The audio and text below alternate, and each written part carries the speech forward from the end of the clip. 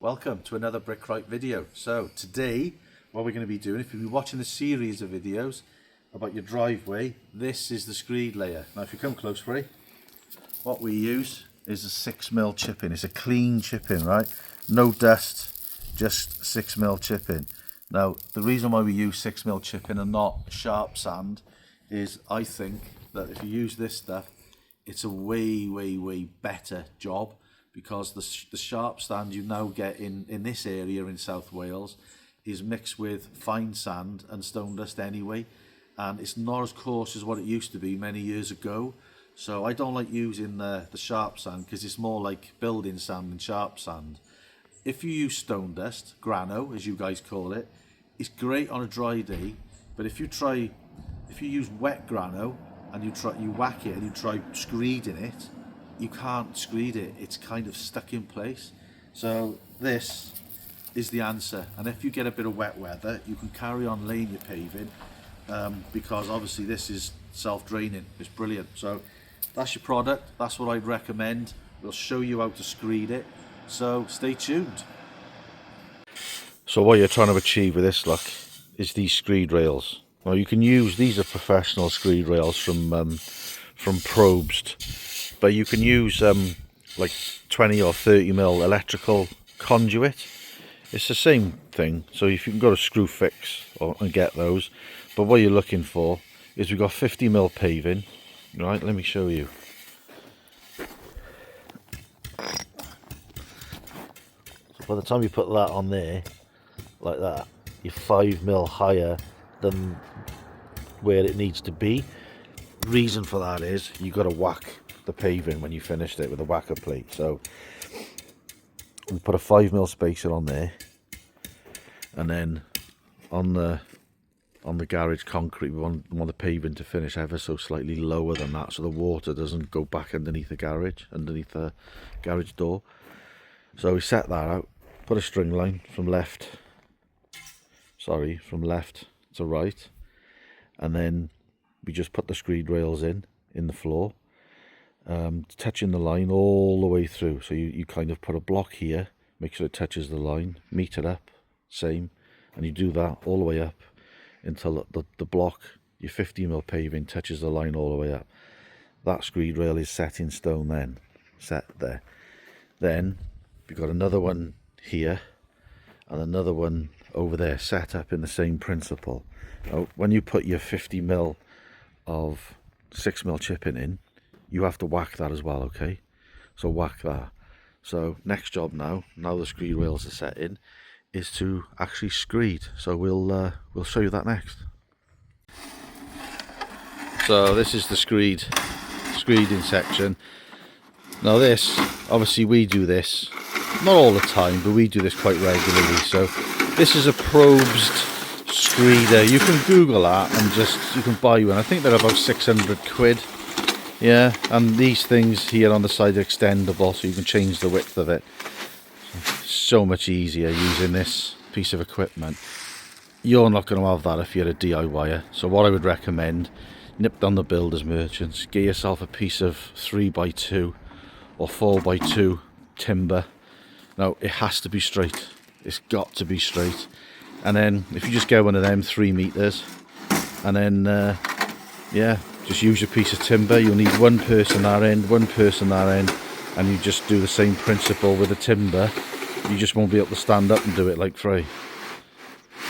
So we'll do this section as he's doing. Screed it all off. Make sure the screed rails are showing, so it's all screeded tight to the screed rails. We'll do this section.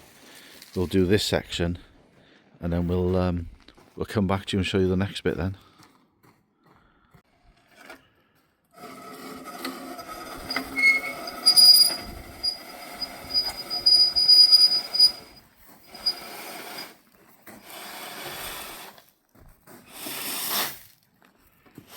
All screeded now, look. So what we've done is we've taken the screed rail that was coming down here out, and as you can see, we've filled that in with stone, right? So we're going to take this one out now as well and fill that in with stone level, and then we're going to leave this one in because that one will be used for us to carry on and do the next bit. So take this up now and just fill that in.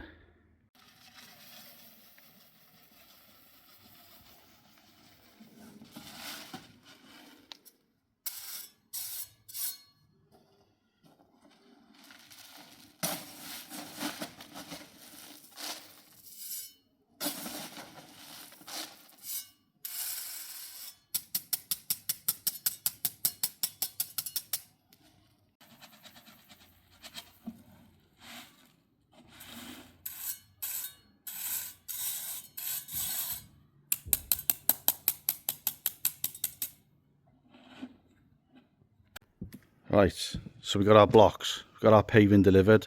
In this case it's the Tobermoor Slate Trio. That's what we're using. They're like 3 different sizes, look. There we go. You can see the different sizes there, look. That's what we're using. So all the screed layer is done, and what we'll do, we know where the paving is finishing from there across to there, as you've seen on the other videos, and we also know where the paving over here is finishing. So I'm not concerned about doing that, right? So I know I've got a plan on it. I know what's happening. You know what's happening because you've seen it, right? So our plan of attack is get this area paved, complete, done, maybe minus the cuts. Once that's done, we then got a benchmark where the paving is to start this area. All right, and what the other thing we've done, top tip for you, is maybe I should get a brighter line so you can see it, but I got this pink line coming across here which is square off this building, and I just wanted to know whether this wall was square off the actual building, and it is. So if we start laying our border down here, by rights we shouldn't have any cuts coming off that wall as long as it is square. So we'll check that. So there we are, that's this part of the screed done. Next, when you see us next for the screeding section, we'll be moving on to that side. Right, this is where we are with it. Let me show you. So we've got to extend those 2 manholes. We've got to be cut back now. Screed rail in there, look. So all you got to do with these screed rails is get your, so on this one, perfect example, look, the Fraser's putting in down here, right? So you've got a 5mm spacer here, right? That's just a normal like window spacer. You can get them on Google or Amazon, eBay, whatever. 5mm spacer, so you want your paving 5mm higher than the finished level. So when you whack it, it kind of goes level, right? So that's our finished level there. Put a string line on it, and then if we walk you up here, you can see he's already put the screed rail in. And then got a finished level here, which again we've been asked to go to that brick there, right? So that brick is the same level as that line, and then all you do is this. All you do is put your screed rail in the ground. You just get your trowel, move the chippings out the way, sink your screed rail in the ground, and then what you're looking for, right? You're looking for that. So see how that block is to the top of the string? So I'd advise you do that maybe every 2 meters, just check all the way up to there, and you do that principle, touching the line all the way up to the top, and then you can remove your line, and then the next bit then is actually screeding that area. Now, to put you into perspective, this area here, we put a screed rail down there, right, to there, and over to here, level, because we didn't want the threshold going into the house to be like that, following the drive.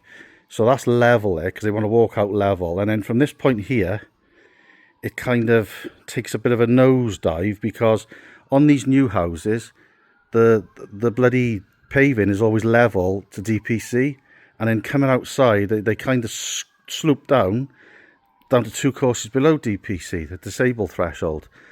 So we've had to kind of taken that into consideration. Now we've done that area is kind of level, but it falls that way.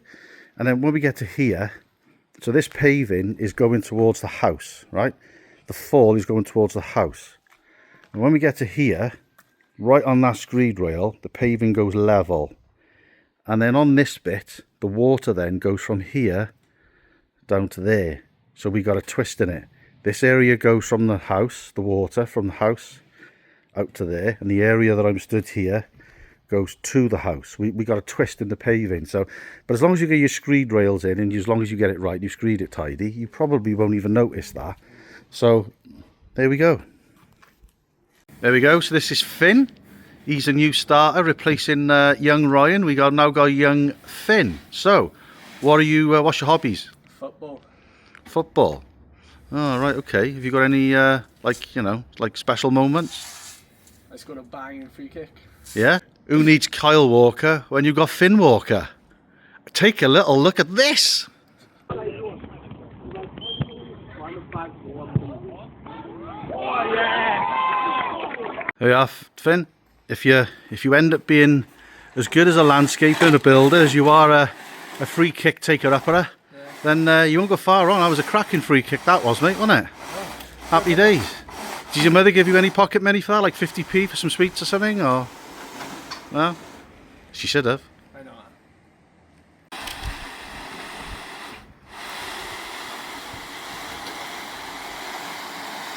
Sorry about the shadows, people.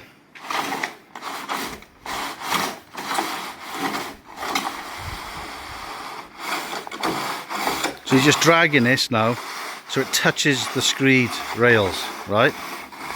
Very important that that side and this side touches the screed rails, because if it doesn't, you've got a gap in the screed rail, say that much, then obviously you'll have a hump in the middle of it. Has to touch both sides. So this is, again, this is the probed screeder. Brilliant bit of kit.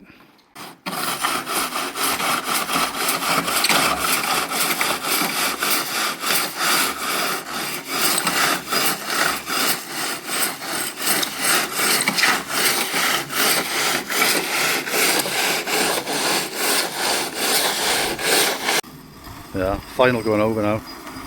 See what I'm saying? It's touching there. It's touching that side as well.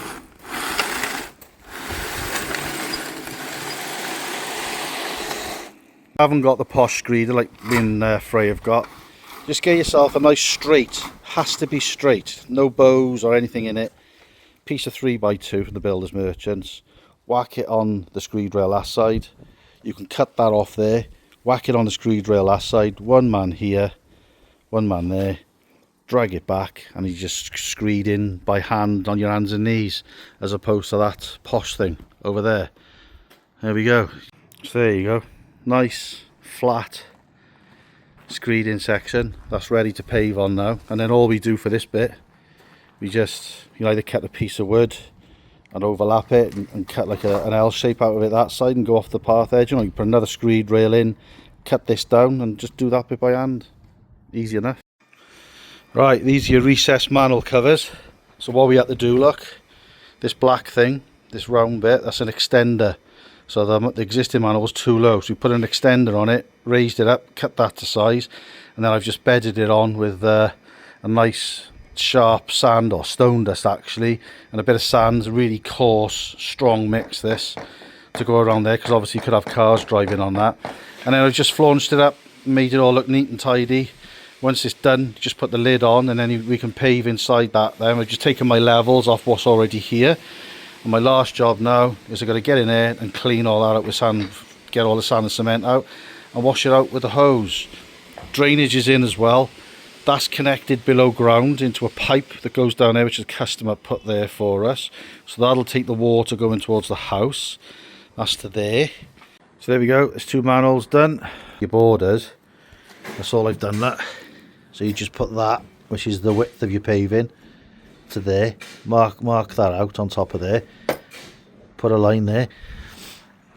So the same at the other end, strike a line. Now what I'm going to do now is I'm going to cut that off with a disc cutter. And then what that'll do, that'll allow me to lay this border in. So I'm going to get the border up here, I'm going to get the border up there, that cut in, and then we're going to jet wash everything off, get all the dust off, jet wash everything. So there we have it, driveway finished. Bit of a tricky one with all the twists and levels, but our job is to disguise those twists, which we've done. That's been a success. So let me just show you around quickly. So we got the drainage in here, look, that's going to be connected. Customer's going to do this when he comes back from holiday, connect that from there to there's a pipe by there. That's done. That's all been concreted in. And then you've got your first manhole here.